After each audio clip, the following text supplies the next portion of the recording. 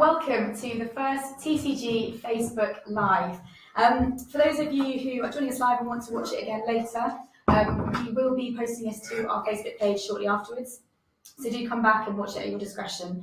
And today is all about you, the agents. We want to know your concerns, your worries. So if you have any questions, do just post them in the comment underneath the Facebook Live itself.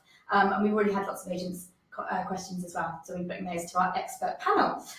Which leads me nicely into introducing our panel today. We've got Farina from Travelord, Julia from Advantage, Luke from ABTA, and Gary from the Travel Network Group. Okay, so just to kick off today, what actually the Payment Services Directive 2 is, when does it come into force, and why is this going to affect agents? Farina. So the Payment Services Directive is a European directive that is coming into force on the 13th of January 2018. It's going to be implemented into English law, so it will be the Payment Services Regulations 2018. And essentially it means that retailers cannot charge customers a fee for paying by credit card. Okay, so if it's coming into force and it's an EU regulation, will it still apply when we leave the EU? It will. So because it's a directive, it's going to be implemented into English law. So when we leave the EU, there will be no impact. And in actual fact, the government has confirmed that in fact, all EU legislation that applies as of the date of Brexit will automatically be implemented into English law. So come Brexit, there will be no change to the regulations. There's no escape from this? No. Right. Okay. And it's going to impact credit and debit cards? Yes, well, debit cards already are not meant to be charging a fee for anyway, so this is basically extending that to credit card payments. The only thing it won't apply to is corporate cards. Okay, and who's going to be monitoring it? Who's keeping a check on this? You know, why do agents kind of really need to abide by these rules? I know the CAA have said that they will be keeping an eye on things like this, and they're doing a bit of a consumer protection crackdown anyway, and I'm sure as they look at renewals, etc. for alcohol holders, they will no doubt be checking that credit card fees are not being charged. And otherwise, I guess it would be trade. Well, I think it would be consumers will identify Yeah. because it'll be a big story in January because it's not just travel being affected, No. it'll be across the whole market. And I think consumers, as soon as they know that piece of information, they get charged their cards, they will be on the phone to ABTA, to Travel Trust Association, to those organisations. So I think it'll be self-regulated by consumers. I think consumer awareness will be a big part of it, but you're right, it's trading standards that are the important. Trading standards. No, I'm just on the consumer side. I think the concern really for all our members is actually that the perception is actually retailers are ripping off customers, and there's a constant perception that actually retailers are ripping off. And actually, in our industry where the ATVs are so high, actually it's even more of an issue. So I think that's our concern, and it's actually how's an industry do we educate even the consumers? Yes, they're going to be aware that you cannot charge a surcharge. However, how do we make it clear that it's not the agents that have been ripping clients off? Yeah. This is a charge that they're incurring also and continue to be incurring. Yeah, and ABTA met the lead Treasury official on Tuesday on this, and I think the government is aware that the announcement, the way it was announced, wasn't helpful in that regard. It was announced as a rip-off charges, and yes, the Treasury are aware that that was a misstep on there. But once that comment's been made, it's very difficult. Yes, it's very difficult to take it away, but we're very clear to them that this just isn't the case in travel. And Luke, do you think the Treasury are aware of the detrimental impact that this legislation is having on consumers, on retailers? Yes, I think it relates back actually to the interchange fee regulation and the failure to bring down the cost of taking card payments across the board, which was kind of meant to be what would happen before the surcharging ban came in, and that's where ABTA will be focusing our lobbying over the next few months and as to when we get a change, basically, because the government itself accepts, their consultation response actually notes that the interchange fee regulation has not worked effectively, so themselves and the regulators need to get back together and ensure that Is happens. there a possibility it will change at some stage in the future, specifically if we come out of Europe? Not directly because we're coming out of Europe. The Treasury official mentioned that there's a review in 2019. We will be aiming to put together an evidence base before that, trying to encourage them to bring forward a review on the interchange fee part of this regulation in particular. But yeah, 2019 is the first statutory review. But for now, it's definitely coming in from January 13th. Yes. 13th. So how costly is this going to be for agents? How is this going to impact their business? Well, this is the point about, as an implementation, it's an outrage for our industry because we're on such low margins. And if you can't control the top price, specifically where agents can't control the top price, it is impactful. And let's put that into practical terms. For every £1 million of revenue that an agent would do, an average travel agent, it's about 1.3, 1.5 million of revenue. For every million of revenue, it's about £8,500 of cost that you are now incurring. Now, if you were taking a charge on top of a credit card at 2%, actually the revenue here is even higher than £8,500. So you're going to have to find really, £12,000 to replace as a cost on business. And a 1.5 million revenue at 3% net margin is serious. It's huge. And I think that's the bit that potentially government don't quite understand, and that's why we're going out to members and asking for evidence to try and persuade the Treasury of what an issue this is for the travel industry. As Gary touched upon, there's not many industries out there that have all of the traits that travel has, or particularly the agency community. So we need to find comparatory industries and try and build alliances as well. And we're speaking to some of the large business organisations, the FSP and the like, to try and find if there is an obvious example of that. The FSP is a good example of getting support to lobby for the travel business. That's the Federation of Small An Business. alignment of, specifically at the FSP, I think would be really powerful.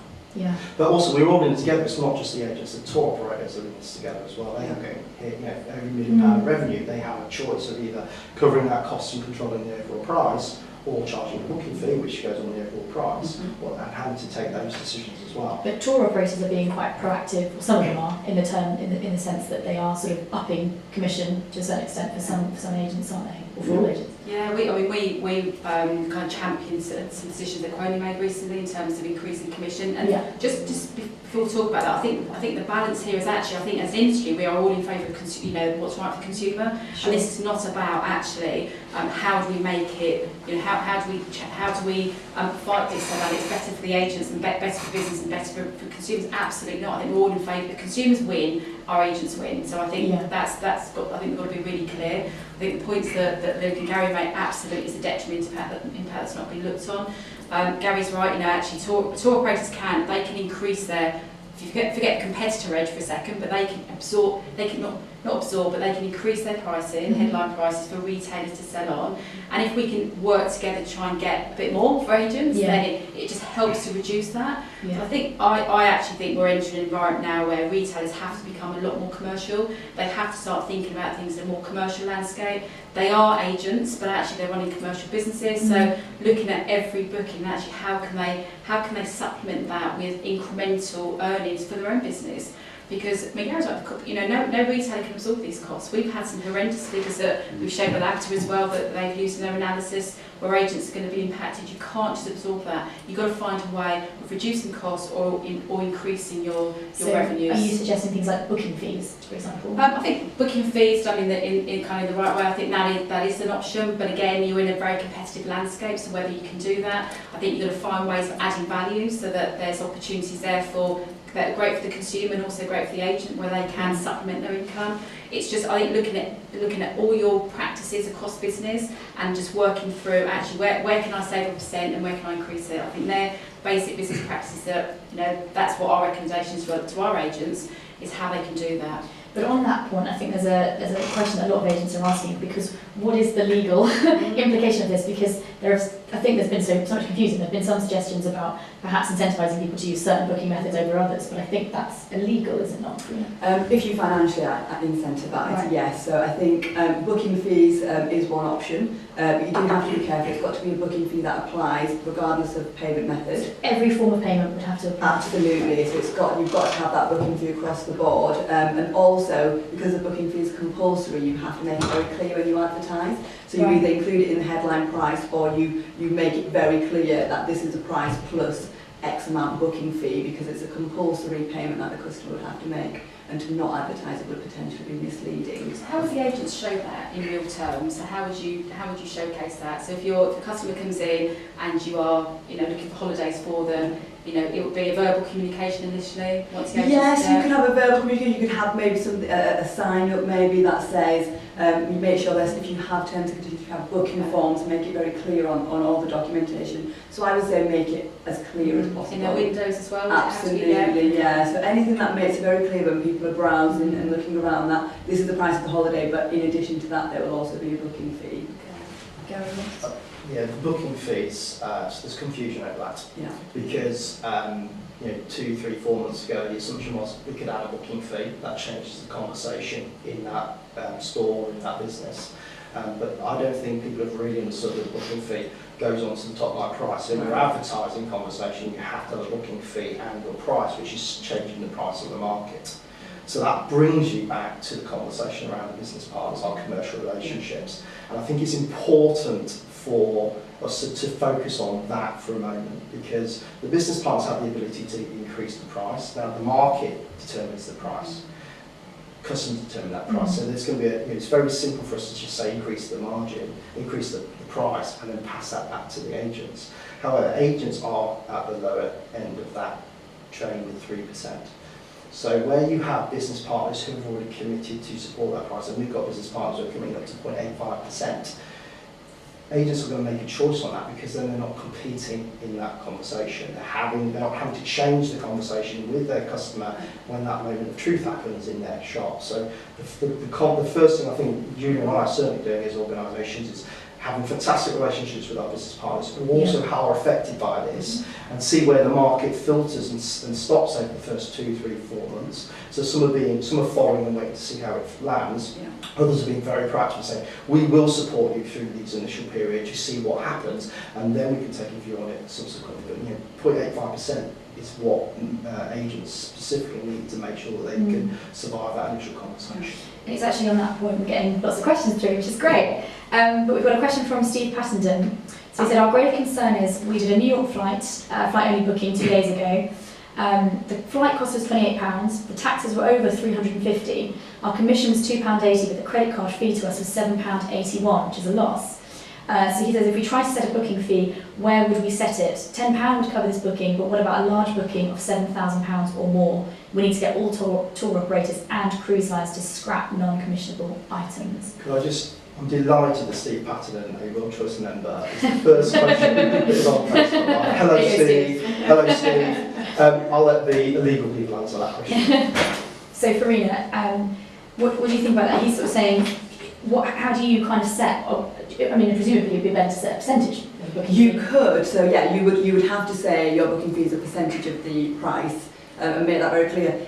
The tricky part about having a percentage is obviously the customer then is going to have to do the maths when they're looking at the price and thinking, okay, the holiday price is this much, 10%, I've got to work it out. But it's not misleading. It's still making it clear there is a booking fee. It's going to be a percentage of the price. You can work it out before you make a booking because you've got the price. So I think percentage booking fee is it sounds a bit fairer, because if you've got the kind of £28 to go with it, and you know the credit card, you know the fees are dependent on the value of the holiday anyway. So because it is a percentage, so it does make sense to have a percentage booking fee. Okay. Just saying the other point I think Steve makes about non-commissionables. I think again I think that's an industry issue, especially for retailers, where actually there is an acceptance that there are non-commissionable items accepted in bookings, and actually I think it's just gone completely off the scale.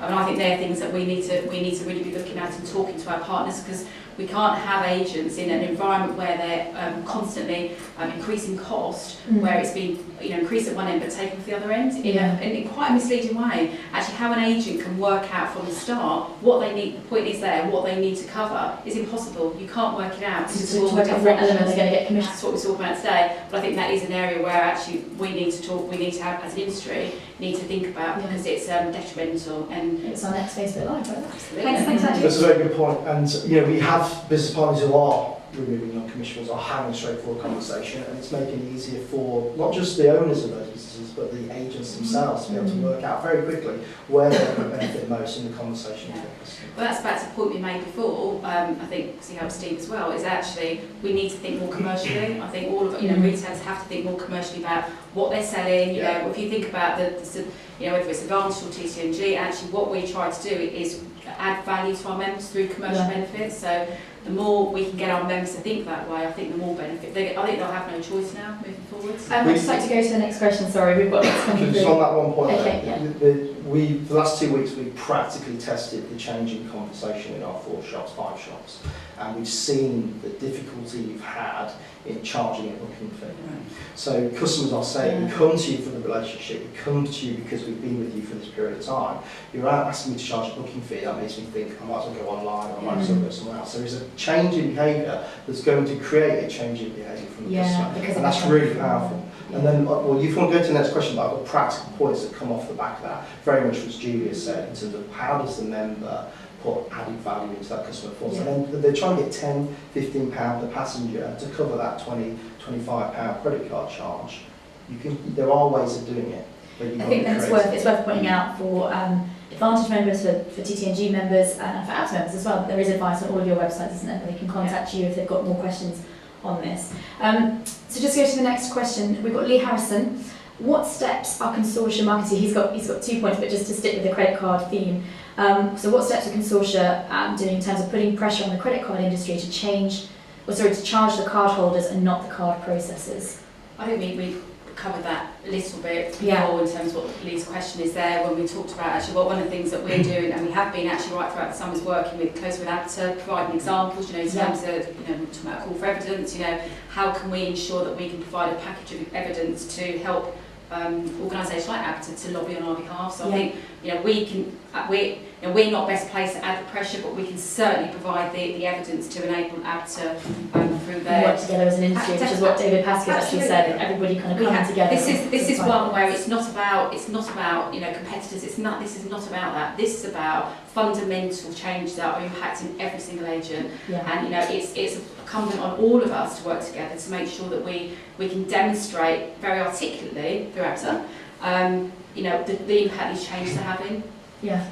We're in a difficult position with the merchant acquirers.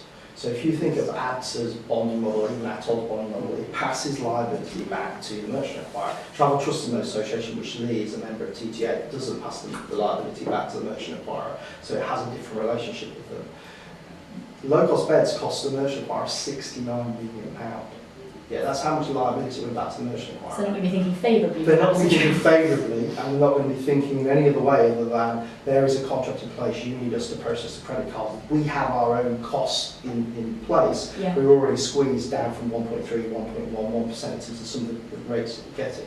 But the conversation isn't with the merchant acquirers. The conversation is with the government. The conversation is with the legislation, and how we can demonstrate that travel is different to different businesses, and travel is, when you are talking net 3%, 1.1% of cost is fundamentally disastrous for our margins. I think there's the two elements to that. There's the cost of taking card payments, but there's a conversation that needs to be had with the Treasury, but also with the Department of Business and the Department of Transport around duplication of protection in the travel industry, because that is part of why the costs are higher. It's something that we tried to do through the ATOL reforms that have just gone through. Obviously it's been a bit of a tumultuous political period, and I think there just wasn't the time, frankly, to look at those longer term reforms, but we know that the Department of Transport do intend to do that as part of the aviation strategy.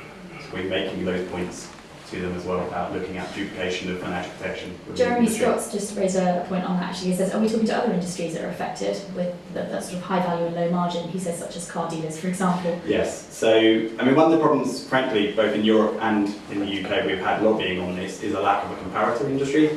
Car dealers is a similar model, but the commission is far higher. So the sympathy levels in government are likely to be far lower. I think what we've struggled to find, frankly, and what we would put an appeal out to anybody out there that has ideas on this, and why we are speaking to the Federation of Small Businesses, is we've struggled to find a direct comparison industry, one that has a very low margin and no ability to set the cost of their product. Yeah. Which in some ways is good, because we can go as an exception as an industry. So yes. We're unique, this is why we're different, this is why we need an exception, and that's a conversation that should be but certainly the understanding at the moment, policymakers, of the unique circumstances of the travel industry are not where we need them to be. Yeah. Just to carry on with the questions, we had some sent in to us in advance, which is great. We've got Stuart from Daily Golf Holidays, and we've kind of touched on this point, but he says, is it possible to not take credit cards and to only use debit cards, as these charges are much less? If most places did this, it would force the credit card companies to reduce their transaction fees, but presumably that's that illegal point that we touched on, isn't it? In terms of if you're only going to take one booking, or is that not exactly? No, if you don't want to take credit card payments, that's entirely up to you, but obviously it is going to put certain customers off booking with you, because most places do accept credit card payments, so but if you want to not take credit card payments, it's just if someone up the road is taking them. I'll tell you what, that's a fantastic PR. If we was an industry to say on Wednesday we will not take credit cards as an industry En masse. en masse and have a joint conversation backed by ATOL, backed by ACTA. That would then raise that awareness, saying this is fundamentally unfair. Specifically, if you backed it up with travel agents saying we deliver this, we deliver all of these other advantages, is why you come to us a conversation. Yeah, that's a PR opportunity to have that conversation. I think agents need to be having that conversation about the benefits of booking through an agent anyway, as part of this journey. But certainly you can refuse to take refuse to take all card payments. One point that's important to note, though, that this is all consumer payment mechanisms. So it's not just cards; it's PayPal, Apple Pay, anything else that might be. Yeah, but they're not relevant. They're not relevant in the industry at this point in time. But they are That's worth noting. not alternatives. But it would certainly make them have a conversation to that. Especially on a Wednesday, which is a low booking period for travelers. Stephen Brooke from Cicerone Travel says, can one simply refuse to take a credit card? So it's the same point actually. And he says, can we advocate checks? Going back to checks, because checks aren't really used anymore, are they? So it's that same point again, I guess. You can advocate other methods. You can also incentivise in a non-cash way other booking. So you could put added value on it. That may be lounge passes, whatever it might be. You obviously have to take a commercial decision on whether or not there's a value in doing that. Yeah. So say that again, to incentivise in a non-cash way to pay for it. You can't discriminate on price. So you could say you could use a debit card, and if you use a debit card, you'll get free airport parking or something. Or you may pay by back transfer. Right. We'll give you a lounge pass or whatever. So every other form of the credit card. What I would be aware about is if I look at Stephen's question there, he's saying, can we refuse to take a credit card for a balance payment? But if you've advertised that you take credit card payments at the time the customer made the booking, and then they go to pay their balance and suddenly you're withdrawing credit card payments, that I wouldn't recommend, because potentially it's misleading. If the customer made a booking thinking, it's a hefty balance, I can pay it on a credit card when the time comes, and all of a sudden you withdraw that from them, and they're going to have to actually try and find the money now to pay for the booking. Yes, we care about what you've advertised. Yes, you really do. Right. From a customer service point of view, if you're taking a booking now on a card and they're likely to come back and pay the balance, we would recommend that you're upfront about what the change is going to be. This is why agents need to be preparing now, don't they? Because they're going to be selling holidays already for 2018, which actually leads us on to another question we had from Hayley Jerry from Quality Billers, who's sort of saying, what did you do about bookings already taken for 2018? Deposits already been paid. Is there anything you can do about that if you've already advertised the prices, whatever it is, and you haven't said you're going to be doing a booking fee? Unfortunately not, because if you've advertised that price and you've not incorporated any kind of increase or booking fee into that advertised price, they've made the booking, you've confirmed it, and they're now going to go pay their balance. You can't increase that price because that's their balance. But you unfortunately would have to absorb. Could you incentivise them better than what you made before? Yes, you could do that. Okay. So because there could be some PR for the agents then to say, look, if you want to pay in alternative methods, whether it's backs or cash, then we will provide you with a lounge pass or whatever commercially works for them. It sounds like that's one of the best ways at the moment, perhaps, to get around this. Actually, it's just it's down to commercials as well, isn't it? It's down to actually even that there are still costs involved in giving things away and incentivising. So every business has to just work through what that margin looks like. Yeah. We have another question from in Roshan. What happens to the booking where we add markup on top of the net price, either on flights or holidays? Are we still legally protected to put this in line with credit card fee percentage? Yeah, I mean, if you're operating on net rates, your markup is your commission. So if you need to add in your credit card fee into that markup, so be it. So if you've got an agreement with the supplier whereby they're letting you operate on a net rate basis, but obviously the actual money that you would make from that markup would be reduced because the credit card fee would be included. That's again, that comes down to if you're able to control the top line price. So if you're an ATOL holder, well, you've got a solution. So Travel Member Group's got technology solutions, Honeycomb and Cruise Club Concierge, that allow you to take the net rates from our business partners, put margin under our ATOL licences, so you can set the gross price, so you can hide your costs in those gross prices. So it's very similar to when the ATOL changes happened, people needed to fly plus. We put technology around solving that problem. Those technologies are still there to solve that problem. So we have the opportunity for members. I'm sure you've got something similar to you. Yeah, but I suppose that's not acting as an agent. I think when you're acting as a tour operator or Flight Plus, and it's easier to be able to get the net rates, understand what margin you need to cover. So I think that makes it slightly easy for agents. Whereas if you're just, that's the point you made, if you're just selling as an agent, you know, you're taking full the reset price from the tour operator. There's no room to mask that extra margin that you need at all. But it solves the problem if you can control the top price. It solves the problem. Yeah. Can I go back to the practical?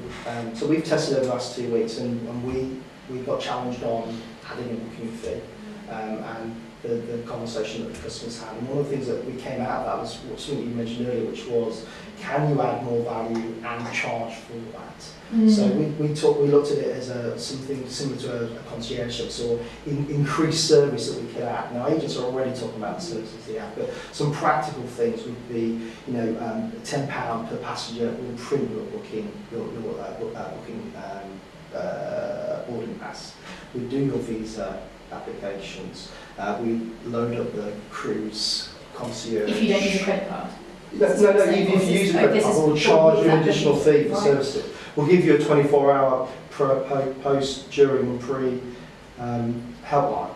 You know, we won't charge in-house amendment fees. There's things that you could package together as additional services, but we'll charge you £10 because we're going to save you all this time. Right. We're going to, per passenger, we're going to do all of this paperwork, and we're going to give you this, and we might throw in a free lounge pass on top of that, and we're going to charge you £15 for it. Well, you need 2 customers to do that. You've covered, on average, a £3,000 credit card fee for a £3,000 turnover holiday. So again, adding value, thinking creatively. If we've got business partners that throw in 0.5 or 0.85%, all Try this out. We've tried this out in our shop, so we announced this morning off the back of this as a press release to members saying that we thought this through of adding value. These are the things that we think we might be able to charge to. We're going to test that out between now and Christmas and feed that back to you and just see what the reactions are of the customers. Because ultimately it's the customers that are going to drive the behaviour. So rather than just bringing in a booking fee and saying, right, just so you know, we're going to be increasing your costs, you're saying we're going to be doing that, but as part of that you're going to be getting this extra. Yeah, so we won't call it a booking fee, we'll call it an additional service,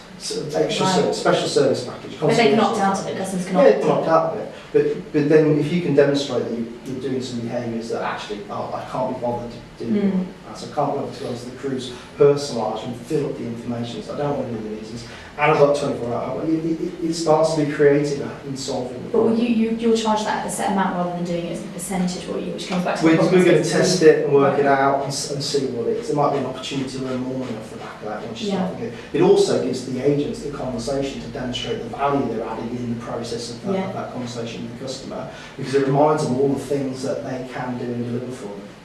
Okay. I'm just conscious of the time because it's getting to 10:30 already. I think if we just sort of sum up top line points, I think the key point is that agents need to be getting ready for this now, because it's going to be 2018 very soon before we know it somehow.